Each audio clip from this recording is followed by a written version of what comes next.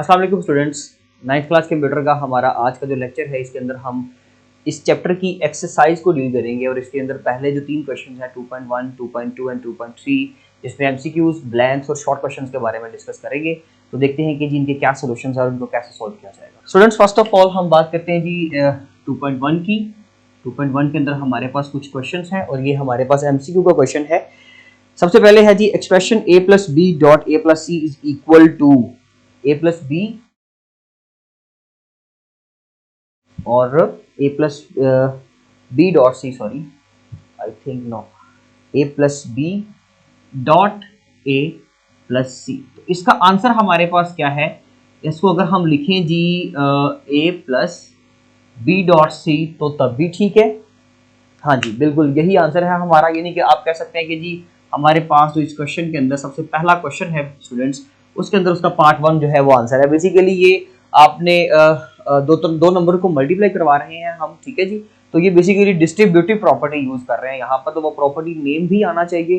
तो इन दोनों का जो सोल्यूशन है बेसिकली अगर हम यहाँ से ए कॉमन लेंगे तो डेफिनेटली आंसर के अंदर क्या बचेगा? B dot C. तो ये था जी हमारे क्वेश्चन नंबर 1 का पार्ट 1। उसके बाद इसका answer, the order of application of two separate terms is not important in commutative law. तो क्वेश्चन नंबर जो 1 का है जी हमारे पास, सॉरी इसका क्वेश्चन नंबर जो 2 है उसका आंसर है जी पार्ट 2। मींस के कॉम्यूटेटिव लॉ जो है एक ऐसा लॉ है कि जिसके अंदर टर्म्स की कोई इंपॉर्टेंस नहीं होती उनके ऑर्डर की। आपने लिखा है बी डॉट ए, आप नेक्स्ट टाइम लिख दें ए डॉट बी, उससे कोई फर्क नहीं पड़ता। मींस के कॉम्यूटेटिव लॉ एक ऐसा लॉ है कि जी जिसके अंदर ऑर्डर जो है वो टर्म्स का बिल्कुल भी मैटर नहीं करता। तो इसलिए स्टूडेंट इसका आंसर होगा पार्ट 2। क्वेश्चन नंबर 3 है, is it cold outside is it's what? Boolean proposition. इसके अलावा है जी कैटोलॉजिकल प्रोपोजिशन, मॉरल प्रोपोजिशन, या नन ऑफ द अबव। तो ये एक बूलियन प्रोपोजिशन है, इसलिए क्वेश्चन नंबर 3 का आंसर जो होगा वो होगा जी 1, यानी कि ए। तो बेसिकली ये एक बूलियन प्रोपोजिशन है। एंड पे क्वेश्चन मार्क मिसिंग है, प्रिंटेड नहीं है, सो दैट्स व्हाई हम उस पर क्लेम नहीं कर रहे, इसलिए हम कहेंगे कि जी जिसका आंसर यस और नो में हो that is called as a proposition. उसको बूलियन प्रोपोजिशन कहा जाता है जिसका आंसर या तो सही या गलत में होता है। तो इसका answer yes, is it cold outside, अगर तो है तो ठीक है यस, अगर नहीं है तो नो। तो इसका आंसर क्योंकि डिफाइंड है सो दैट्स व्हाई हम इसको बूलियन प्रोपोजिशन कहेंगे। Number 17 is equal to what? तो 17 को हम जी कन्वर्ट करके देख लेते हैं कि 17 का जो है बाइनरी में क्या आंसर आता है। तो हम इसको चेक करते हैं स्टूडेंट्स। बाइनरी में कन्वर्जन के लिए इसको 2 पे डिवाइड करेंगे। 8 2 16, रिमाइंडर 1 आ गया। 4 2 8, रिमाइंडर 0 आ गया। 2 2 4, रिमाइंडर 0। 2 1 2 एंड 0। 1 0 0 एंड 1। नहीं जी बाइनरी में इसका आंसर ये बन रहा है, तो जहां पे मैच कर रहा है उसको आप टिक कर लें। तो ये जी थर्ड आंसर जो है वो इसका बन रहा है, क्योंकि यहाँ पर यही आंसर लिखा हुआ है 1 0 0 एंड 1। उसके बाद स्टूडेंट हमारे पास है जी 1 petabyte is equal to what? तो ये है जी पार्ट 3। इसका आंसर होगा नंबर 3, क्योंकि वो जो 1 पेटाबाइट है student, it will be equal to 1024 raise to power 5। तो 5 बाइट्स के इक्वल होता है। इतनी पावर्स के साथ अगर आता है आपके पास बाइट्स तो पेटाबाइट उसके इक्वल होता है। सो दैट्स व्हाई इसका आंसर होगा जी number 3। Hexadecimal system has total dash number. Hexadecimal number के अंदर कितने नंबर होते हैं जी? टोटल 16 होते हैं। तो इसका आंसर होगा जी 2, क्योंकि एक हेक्साडेसिमल नंबर 0 से स्टार्ट होता है तो वो 15 तक चलता है, लेकिन टोटल नंबर अगर करें तो वो 16 ही बनते हैं, ठीक है जी। सो दैट्स व्हाई इसका आंसर आ जाएगा 16। उसके बाद क्वेश्चन नंबर 2.2 है, कन्वर्ट 69610 टू हेक्साडेसिमल। स्टूडेंट ये हमारी लेसन के अंदर भी यही एग्जांपल दी हुई है। ये हमारा क्वेश्चन नंबर आज का है जी 2। इसके अंदर सबसे पहला क्वेश्चन हम लोग डिस्कस करने लगे हैं, जिसके अंदर हम एक नंबर मिला है 69610। ये एक हमारे पास डेसिमल नंबर है और इसको हम लोगों ने हेक्साडेसिमल के अंदर कन्वर्ट करना है। तो स्टूडेंट देखिए मैं इसका पैटर्न आपको एक्सप्लेन कर देता हूं। देखें 69610 that is the decimal number. तो जब हम एक डेसिमल नंबर को हेक्साडेसिमल में कन्वर्ट करेंगे, मींस के छोटे नंबर सिस्टम में लेकर जाएंगे, तो छोटी बेस से डिवाइड करेंगे। डेसिमल और हेक्साडेसिमल में छोटा नंबर सिस्टम कौन सा है? हेक्साडेसिमल। वो लिखने में पावर चाहे बड़ी है, ये हम ऑलरेडी अपने लेसन के अंदर पढ़ चुके हैं। तो हम यहाँ पे इसको 16 पे डिवाइड करके तो जो भी इसका आंसर बनेगा वो आप लोग इसका लिख लेंगे, ठीक है जी। तो 16 आप मल्टीप्लाई करना शुरू करेंगे। 16 4 64 हो जाएगा, यहाँ से 5 बचेगा 46, 6 3 16 3 48, 8 बचेगा, ये 81 बन जाएगा। तो 16 5 80, 80 में से फिर एक बचेगा, ये 10 बचेगा। 16 0 0, तो रिमाइंडर यहाँ पर आ जाएगा ए मीन्स के 10। तो इस तरह से इसका आंसर निकालें और इसको कैलकुलेट कर लें, अदरवाइज ये आपके टॉपिक का ही क्वेश्चन है, तो आपको इसका आंसर वहां से मिल जाएगा। उसके बाद क्वेश्चन नंबर 2 है differentiate between volatile and non volatile memory. तो देखिए जी स्टूडेंट्स, वोलेटाइल और नॉन वोलेटाइल में क्या फर्क है? वोलेटाइल मेमोरी वो जो कनेक्शन के ऊपर डिपेंडेंट होती है, तब तक सर्वाइव करती है जब तक कनेक्शन है, for example RAM. And non volatile वो मेमोरी जो कनेक्शन पे डिपेंड नहीं करती, अगर लाइट आ रही है, कनेक्शन मिल रहा है, सप्लाई मिल रही है तब भी ठीक है, नहीं आ रही तब भी वो अपना डाटा वहां पे होल्ड करके रखती है, उसको डिलीट नहीं करती। तो ये बेसिकली बिग डिफरेंस है वोलेटाइल और नॉन वोलेटाइल के अंदर। अदरवाइज टॉपिक के साथ हमने क्वेश्चन को अटैच कर दिया हुआ है, आप वहां से इसका आंसर बेटे देख सकते हैं। Store the word phone in computer memory starting from address. देखिए जी क्वेश्चन नंबर 3 जो है ये बहुत इंपॉर्टेंट क्वेश्चन है।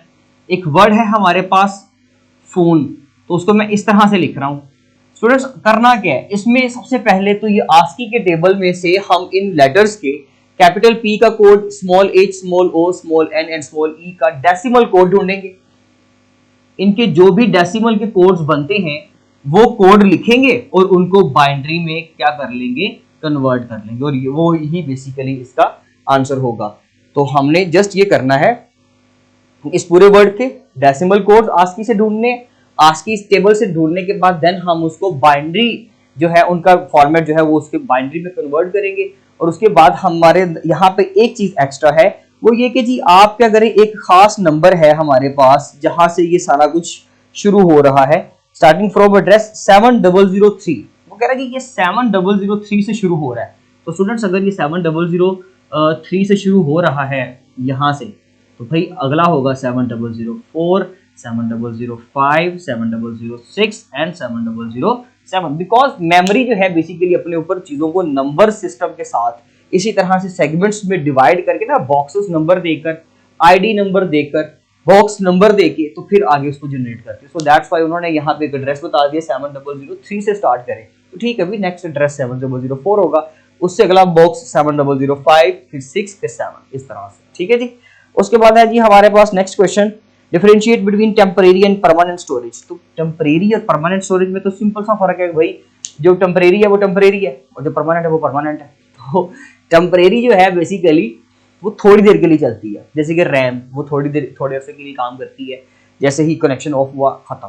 और जो आपकी हार्ड डिस्क है, मेमोरी कार्ड में यूएसबी है, ये डाटा को तब तक अपने अंदर होल्ड करके रखते हैं जब तक आपको उसकी जरूरत है, जब तक आप उसको खुद डिलीट नहीं कर देते। तो these are called as permanent storage devices, जिसमें सीडी है, कॉम्पैक्ट डिस्क है, यूएसबी यूनिवर्सल सीरियल बस है एंड मेनी मोर डिवाइसेस हैं। जबकि प्राइमरी टेम्परेरी मेमोरी में आप जस्ट एक प्राइमरी मेमोरी की एग्जांपल देते हो, दैट इज रैम।